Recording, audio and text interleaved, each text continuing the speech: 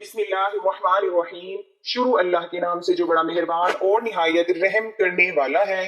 محترم ناظرین، 9 کاف والی چھوٹی سورت 9 دن پڑھنے والے کو فرش سے عرش پر پہنچا دیتی ہے۔ نبی پاک صلی اللہ علیہ وسلم نے فرمایا کہ اس سورت کی فضیلت یہ ہے کہ جو شخص اس کی تلاوت کرے گا ایسے لوگوں میں سے ہوگا جن سے خدا راضی ہوگا۔ اس سورت میں ہیرے پوشیدہ ہیں، برکتیں پوشیدہ ہیں۔ جو اس سورت کو پڑھے گا اللہ اس کے درجات بلند کرے گا، اس پر اپنی رحمتوں اور برکتوں کی بارش نچھاور کرے گا۔ یہ سورت پڑھنے والا کبھی تنگدست نہیں رہتا۔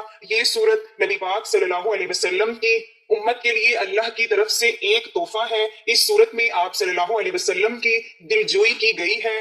آپ صلی اللہ علیہ وسلم کو مخاطب کر کے فرمایا گیا ہے کہ اللہ نہ تو آپ سے ناراض ہوا ہے اور نہ ہی اس نے آپ کو تنہا چھوڑ دیا ہے، بلکہ اللہ تو مسلسل آپ صلی اللہ علیہ وسلم کے درجات بلند فرما رہا ہے اور عنقریب آپ صلی اللہ علیہ وسلم کو وہ کچھ عطا فرمائے گا کہ آپ خوش ہو جائیں گے۔ یتیمی میں بھی اللہ نے آپ کو سہارا دیا۔ جب حق کی تلاش میں بے چین ہوئے تو اللہ نے قرآن کے ذریعے آپ صلی اللہ علیہ وسلم کو ہدایت دی۔ تنگ دست ہوئے تو اللہ نے فراخی عطا کی۔ تو یہ وہ صورت ہے جو ناممکن کو ممکن کر دیتی ہے۔ اگر کوئی مشکل میں گھرا ہوا انسان اس کو پڑھے گا تو اللہ اس کی مشکل کو آسان کرے گا۔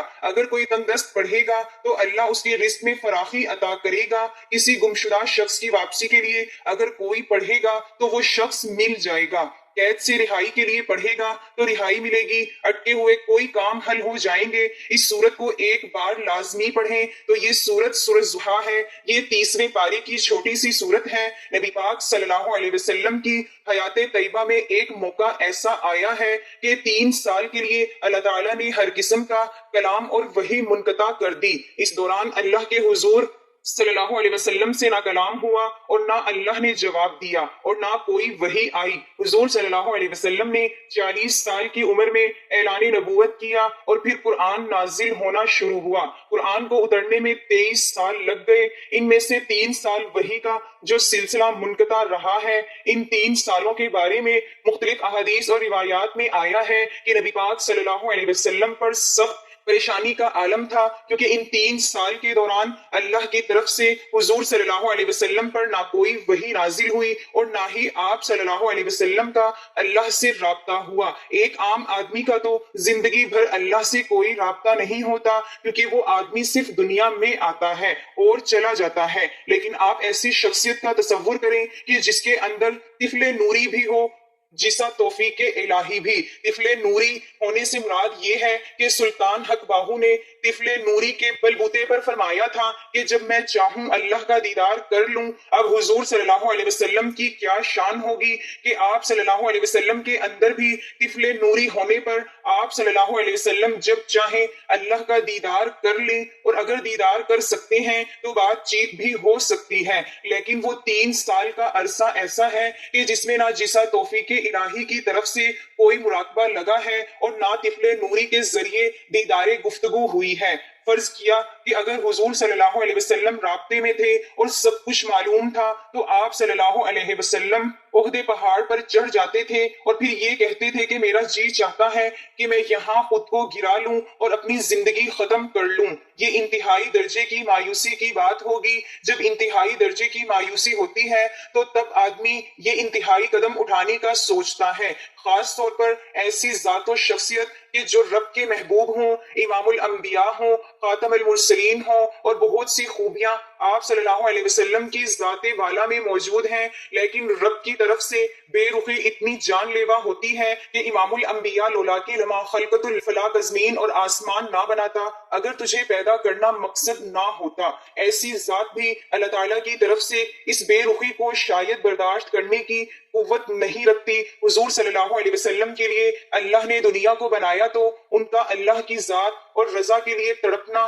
سسکنا بامعنی ہے۔ 3 سال کے عرصہ کے دوران نہ جبرائیل آئے اور نہ وحی آئی اور نہ ہی کوئی اللہ سے کلام ہوا، اور آپ صلی اللہ علیہ وسلم اس قدر پریشان ہو گئے، ہمارے پاس تو صحیح الفاظ بھی نہیں ہے کہ جو آپ صلی اللہ علیہ وسلم کی کیفیت ان 3 سالوں میں گزری ہے اس کیفیت کو الفاظوں میں بیان کر سکے۔ لیکن وہ جو 3 سال کا عرصہ گزرا ہے اور ان 3 سالوں میں بسا اوقات نبی پاک صلی اللہ علیہ وسلم جب احد پہاڑ پر چڑھ جاتے اور ارادہ کرتے کہ میں اپنے آپ کو ختم کر لوں، تو اس طرح کی سوچ اسی وقت پیدا کرتی ہے کہ جب ہم چاروں طرف سے ایک بے یار و مددگاری کا شکار ہوں، ایک ایسی غیر یقینی کیفیت کہ جس میں انسان کو اپنی بے مائیگی کا مکمل احساس ہو۔ وہ 3 سال کا عرصہ ان کیفیات میں نبی کریم صلی اللہ علیہ وسلم نے گزارا ہے، اور پھر 3 سال کے بعد اچانک یہ آیت نازل ہوئی، بسم اللہ الرحمن الرحیم، والضحى واللیل اذا سجى ما ودعك ربك وما قلى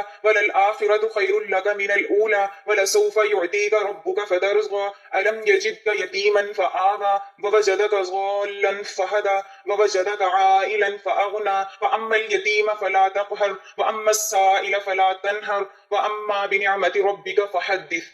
قسم ہے دن کی روشنی کی، قسم ہے رات کی، جب وہ قرار پکڑ لے، پرسکون ہو جائے، آپ کے پروردگار نے نہ آپ کو چھوڑا اور نہ آپ سے بیزار ناراض ہوا، اور یقیناً آخرت آپ کے لیے آپ کی موجودہ زندگی سے بہت بہتر ہے، اور عنقریب آپ کا رب آپ کو بکثرت نعمتیں دے گا، تو آپ خوش ہو جائیں گے۔ کیا انہوں نے، اللہ تعالیٰ نے آپ کو یتیم نہیں پایا، پھر ٹھکانہ نہ دیا، اور پھر آپ کو بے خبر پایا، پھر راستہ بتلایا، اور آپ کو محتاج پایا، پھر مالدار بنا دیا؟ تو آپ یتیم پر سختی مت کیجیے اور سائل مانگنے والے کو مت جھڑکیے، اور اپنے رب کی نعمتوں کو بیان کرتے رہیے۔ سورۃ ضحیٰ کے بے شمار فضائل و برکات ہیں۔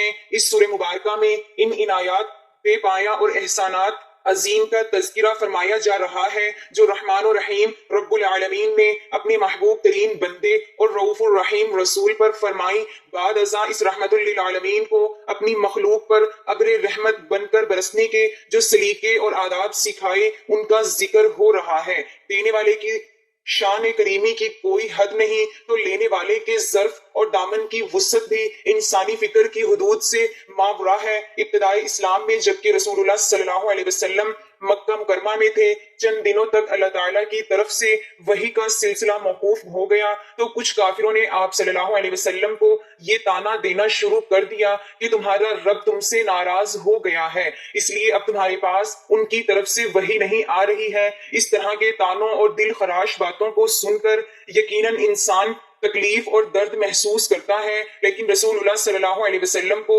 اللہ تعالیٰ پر کامل یقین اور اعتماد تھا کہ اللہ تعالیٰ نے نہ تو ان کو چھوڑا ہے اور نہ ان سے ناراض ہے۔ پھر بھی حضور صلی اللہ علیہ وسلم کی تسلی کے لیے اور امت کی تعلیم کے لیے اللہ تعالیٰ نے مذکورہ صورت نازل فرمائی، اور اس میں بیان فرمایا کہ جو لوگ اللہ تعالیٰ کے مقرب بندے ہیں اور کچھ مصائب و آلام سے دوچار ہیں، انہیں ایک لمحہ کے لیے بھی یہ نہیں سوچنا چاہیے کہ اللہ تعالیٰ نے ان کو چھوڑ دیا ہے یا ان سے ناراض ہو گیا ہے۔ چنانچہ اگر کسی پر سخت حالات آئیں اور وہ آزمائش میں مبتلا ہوں تو وہ ہرگز یہ نہ سوچے کہ اللہ تعالیٰ نے ان کو چھوڑ دیا ہے اور ان سے ناراض ہو گیا ہے، بلکہ وہ اللہ تبارک و تعالیٰ کی طرف متوجہ ہوں اور ہمہ وقت اللہ تعالیٰ کی اطاعت و فرما برداری میں لگا رہے۔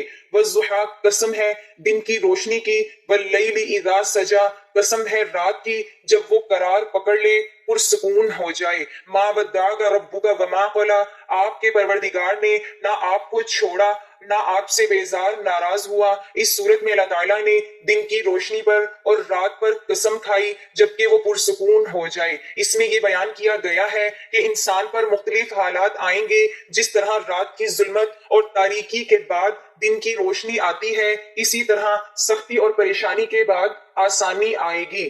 وَلَلْآخِرَةُ خَيْرٌ لَكَ مِنَ الْأُولَى اور یقیناً آخرت آپ کے لیے اے محمد صلی اللہ علیہ وسلم آپ کی موجودہ دینوی زندگی سے بہت بہتر ہے۔ اس آیت کریمہ سے مراد یہ ہے کہ آخرت کی زندگی آپ کے لیے دنیا کی زندگی سے بہتر ہے، اور اس کا دوسرا مطلب یہ بھی ہو سکتا ہے کہ آپ کی دینی زندگی میں ہر آنے والی حالات پچھلی حالات سے بہتر اور افضل ہوتی چلی جائے گی، یعنی اس میں آپ صلی اللہ علیہ وسلم کے لیے خصوصی بشارت ہے کہ اللہ تعالیٰ آپ کو علوم معارف اور اپنے قرب کے درجات میں ترقی عطا فرمائیں گے، اور اس میں آپ کے لیے دینی زندگی کے معاشی مسائل اور عزت و حکومت میں ترقی کی طرف بھی اشارہ ہے۔ جیسے اس آیت میں حضور صلی اللہ علیہ وسلم کے لیے خصوصی بشارت ہے، اسی طرح ہر نیک مومن کے لیے ہمت افزائی ہے کہ اس کو خدا تعالیٰ کی خصوصی رحمت کا ہر وقت امیدوار رہنا چاہیے۔ اگر مومن اپنی زندگی میں حضور صلی اللہ علیہ وسلم کی مبارک سنت کی اتباع کرے اور اللہ سبحانہ تعالیٰ کا قرب حاصل کرنے کی کوشش کرے تو اس کی زندگی میں ہر آنے والا لمحہ پچھلی زندگی سے بہتر اور اچھا ہوگا، کیونکہ اللہ سبحانہ تعالیٰ مسلسل اس کے علم و عمل، عقل و شعور، عزت و احترام اور دیگر امور میں اضافہ فرمائیں گے اور اس کو ترقی عطا کریں گے۔ لہٰذا اگر مومن پر کوئی مصیبت و پریشانی آئے تو اس کو چاہیے کہ رنجیدہ اور غمگین نہ ہو، بلکہ وہ اللہ تعالیٰ کی رحمت کی امید رکھے اور اللہ تعالیٰ کی طرف رجوع کرے۔ جو شخص اس کی تلاوت کرے گا وہ ایسے لوگوں میں سے ہوگا جن سے خدا راضی ہوگا، اور وہ اس لائق ہوگا کہ محمد اس کی شفاعت کرے، اور ہر یتیم اور سوال کرنے والے مسکین کے برابر 10 حسنات اس کے لیے ہوں گے۔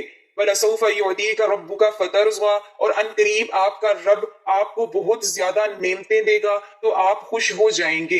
اس آیت کریمہ میں حق تعالیٰ نے بتلایا کہ آپ اپنے حبیب صلی اللہ علیہ وسلم کو ایسی مرغوب چیزیں دے دیں گے کہ آپ راضی ہو جائیں گے۔ آپ کی مرغوب چیزوں میں دین اسلام کی ترقی، دین اسلام کا پوری دنیا میں پھیلنا، آپ کا اپنے دشمنوں پر غالب آنا، سب اس میں داخل ہیں۔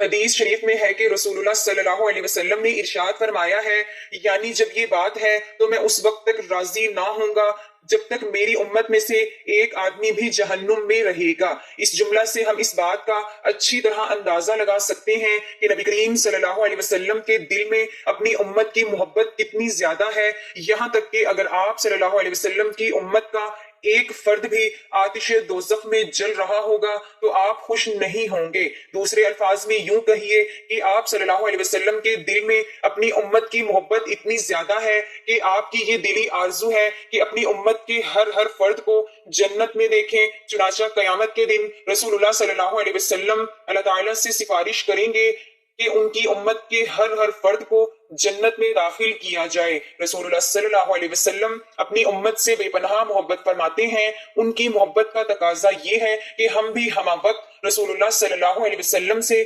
محبت و وفاداری کا اظہار کریں۔ اس سلسلے میں دو چیزیں انتہائی اہم اور ضروری ہیں۔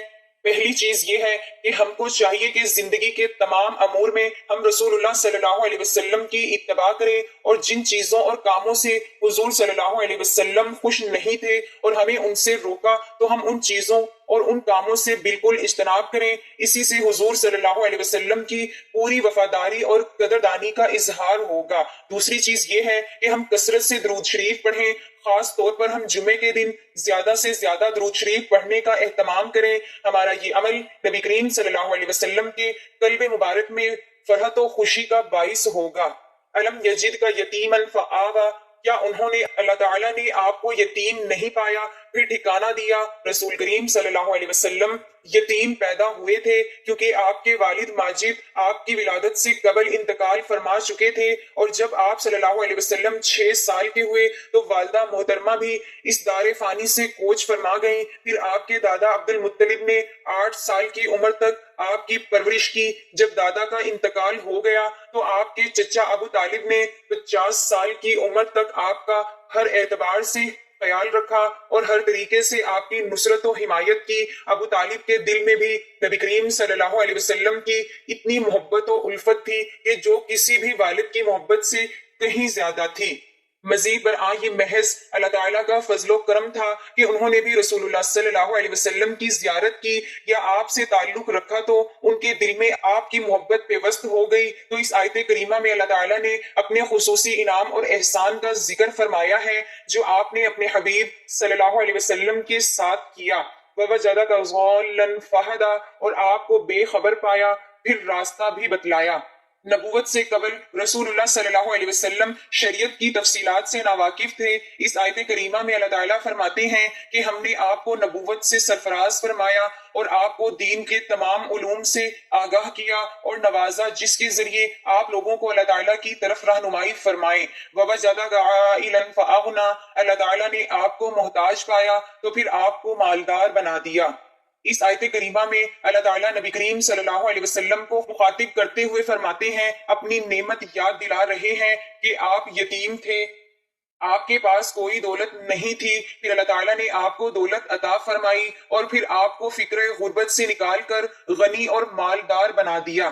فَأَمَّا الْيَتِيمَ فَلَا تَقْهَرْ، تو آپ یتیم پر سختی مت کیجیے۔ رسول اللہ صلی اللہ علیہ وسلم نے یتیمی کی زندگی گزاری تھی، لہٰذا آپ کو ان احساسات و جذبات کا اچھی طرح علم تھا جو ایک یتیم کے ذہن و دماغ اور دل میں آتے رہتے ہیں۔ عام طور پر لوگ یتیموں کی خبرگیری نہیں کرتے ہیں اور ان کے ساتھ شفقت و محبت کا برتاؤ نہیں کرتے ہیں۔ یہی وجہ ہے کہ اللہ سبحانہ تعالیٰ نے یتیموں کی دیکھ بھال اور پرورش کرنے والوں کے لیے اجر عظیم کا وعدہ فرمایا ہے۔ ایک حدیث شریف میں وارد ہے کہ مسلمانوں کے گھروں میں سے بہترین گھر وہ ہے جس میں یتیم بچہ ہو اور اس کے ساتھ اچھا سلوک برتاؤ کیا جائے، اور مسلمانوں کے گھروں میں سے بدترین گھر وہ ہے جس میں یتیم بچہ ہو اور اس کے ساتھ بدسلوکی کی جائے۔ وَأَمَّا السَّائِلَ فَلَا تَنْهَرْ، اور سائل مانگنے والے کو مت جھڑکیے۔ اس آیت کریمہ میں اللہ سبحانہ تعالیٰ نبی کریم صلی اللہ علیہ وسلم سے فرما رہے ہیں کہ اگر آپ کے پاس کوئی سائل آئے تو اس کو نہ جھڑکیے اور اس کا خیال رکھیے۔ آپ کے اس طرز عمل کو دیکھ کر آپ کی امت بھی غریبوں اور تنگ دستوں کے ساتھ اچھا برتاؤ کریں گی اور ان کا خیال رکھیں گی۔ وَأَمَّا بِنِعْمَةِ رَبِّكَ فَحَدِّثْ، اور اپنے رب کی نعمتوں کو بیان کرتے رہیے۔ اس آیت کریمہ میں اللہ سبحانہ تعالیٰ رسول کریم صلی اللہ علیہ وسلم کو خطاب فرماتے ہوئے حکم دے رہے ہیں کہ آپ اللہ تعالیٰ کی عطا کردہ نعمتوں کا تذکرہ کرتے رہا کریں۔ اس سے معلوم ہوا کہ جو نعمتیں اللہ تعالیٰ نے انسان کو عطا فرمائی ہیں تو اس کے لیے ان نعمتوں کا تذکرہ کرنا لوگوں کے سامنے جائز ہے، بشرطیکہ کہ وہ فخر نہ کریں اور نہ ہی ان انعامات و احسانات کو اپنا ذاتی کمال سمجھیں، بلکہ ان کو محض اللہ تعالیٰ کا فضل و کرم سمجھیں۔ پیغمبر اکرم صلی اللہ علیہ وسلم سے منقول ہے کہ جو شخص سورۃ ضحیٰ کی تلاوت کرے، روز قیامت اس کی شفاعت کرنا مجھ پیغمبر پر فرض ہے اور خدا اسے اس دنیا میں موجود یتیموں اور بیواؤں کے 10 گنا ثواب عطا کرے گا۔ ایک اور حدیث میں امام صادق رضی اللہ تعالی عنہ سے یوں منقول ہے کہ جو شخص سورۃ ضحیٰ، سورۃ لیل، سورۃ علم نشرح اور سورۃ شمس کو دن یا رات میں تلاوت کرے تو قیامت کے دن اس کے آس پاس موجود تمام چیزیں اس کے حق میں گواہی دیں گی، یہاں تک کہ اس کے اپنے بال، جلد، گوشت، ہڈیاں، خون، رگیں اور عصب وغیرہ بھی، اور یہ سب فضائل اس کے لیے ہیں جو اسے پڑھے اور اس پر عمل کرے۔ حضرت ذنون مصری رحمت اللہ علیہ ارشاد فرماتے ہیں کہ میں ایک روز دریائے نیل کے کنارے کنارے جا رہا تھا، میں نے دیکھا کہ ایک بچھو دریا کے کنارے کی جانب بھاگتا ہوا آ رہا ہے۔ جب وہ دریا کے کنارے پر پہنچا تو اسی وقت دریا سے ایک کچھوا نمودار ہوا جو اس بچھو کو لے کر پھر دریا کے دوسرے کنارے کی جانب چل پڑا۔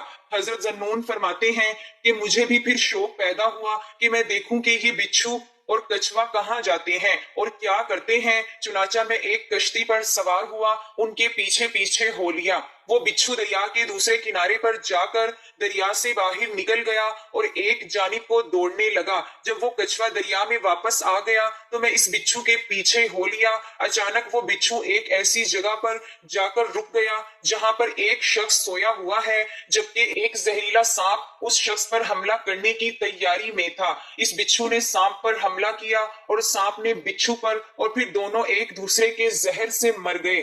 اللہ تبارک و تعالیٰ نے سوئے ہوئے شخص کو زہریلے سانپ کے وار سے بچا لیا۔ یہ بات صرف اللہ ہی بہتر جانتا ہے کہ جب ہم سوتے ہیں تو اللہ تبارک و تعالیٰ ہمیں کون کون سی مصیبتوں اور آفتوں سے محفوظ فرماتا ہے۔ تو میں نے اس جوان کو جگایا اور اس سے پوچھا کہ تم نے ایسا کون سا نیک عمل کیا جس سے موت تمہارے قریب ہو کر بھی تمہیں چھو نہ سکی؟ تو اس نوجوان نے جواب دیا کہ میرے ماں باپ 3 مرتبہ یہ سورت پڑھتے ہیں اور میں اس سورت کی بدولت ہر حادثے سے محفوظ رہتا ہوں۔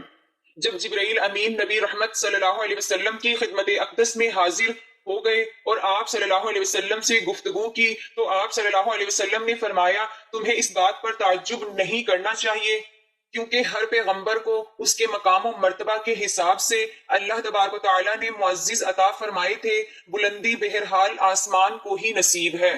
حضرت جبرائیل علیہ السلام نے عرض کی کہ یا رسول اللہ صلی اللہ علیہ وسلم، جس نے آپ کو اپنا مقصود بنا لیا تو بلا شبہ وہ اس دنیا میں بھی اور آخرت میں بھی کامیاب ہو گیا، اور جس نے آپ صلی اللہ علیہ وسلم کی حمایت میں کوشش کی وہ بھی کامیابی کامران ہو گیا۔ جس کے پکار میں اور جس کی فریاد میں آپ صلی اللہ علیہ وسلم کی محبت معجزن ہو، وہی آپ کی محبت کا لباس زیب تن کرتا ہے، اور قیامت کے دن ان کی مغفرت آپ ہی کی شفا سے نصیب ہوگی۔